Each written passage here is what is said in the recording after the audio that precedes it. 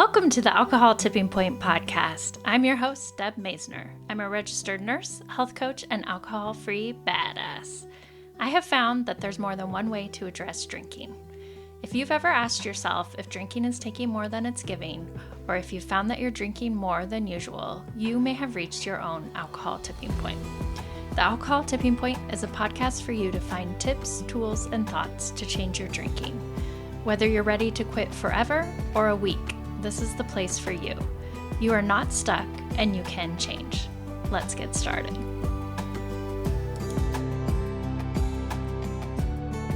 Hello! I wanted to try something different this year, and so that's why I may be releasing some Quit Drinking Quickies.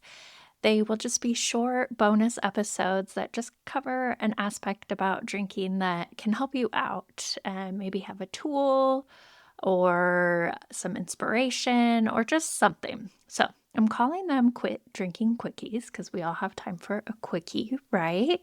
And I am starting it out with talking about HALT. This is so helpful, this acronym HALT. So if you haven't done it before, this is going to help you so much for cravings. HALT is an acronym. It stands for hungry, angry, lonely, or tired. And so I like to check in with myself periodically. I still do this, even though I rarely have cravings to drink, but I do have cravings to eat. I will say that, or overeat. Or I will just kind of feel out of sorts. To use this, if you're having a craving to drink, what you do is take a moment to check in with yourself.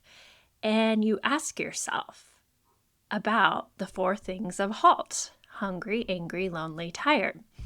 And so I would oftentimes be driving home from work. This was back when I was changing my drinking, and I would feel an urge to drink because I usually always felt it in the afternoons or evening time. And I would ask myself, well, first I would tell myself, and I would maybe even say out loud, I notice I'm having a craving to drink, or I'm having the thought that I want a drink. I would take time to observe that I was having a craving.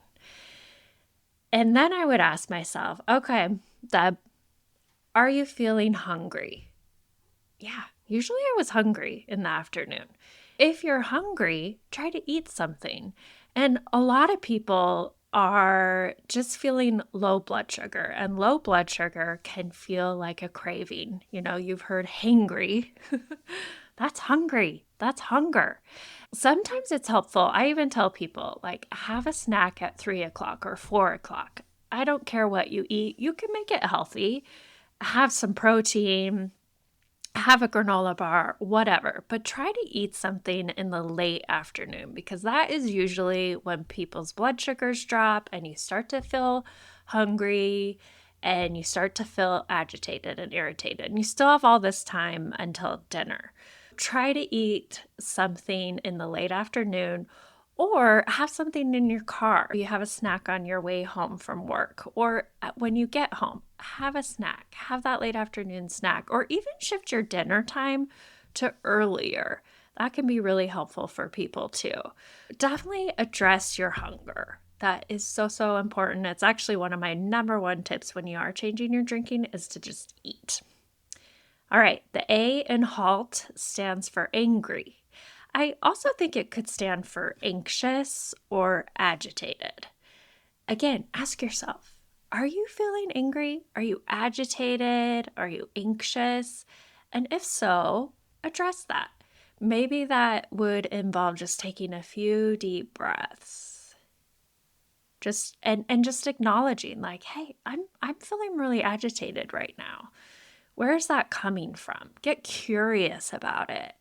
And a lot of times we feel that after work because work can be very agitating, right? That's why it's called work. Just giving yourself time to process it and acknowledge it is sometimes enough to help you understand what's going on and check in with yourself.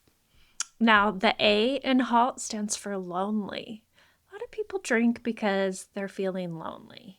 And so what you can do is reach out to a friend or a family member Send a text to somebody, check in on a Facebook group, do something to address that loneliness and recognize you are not alone in feeling that. Loneliness is such a common feeling that Americans have. Well, everybody really. They've talked about it just being an epidemic of loneliness that we have. And it's this lack of connection, this lack of social connection and interaction. So really acknowledge that you're not alone. This is a normal feeling.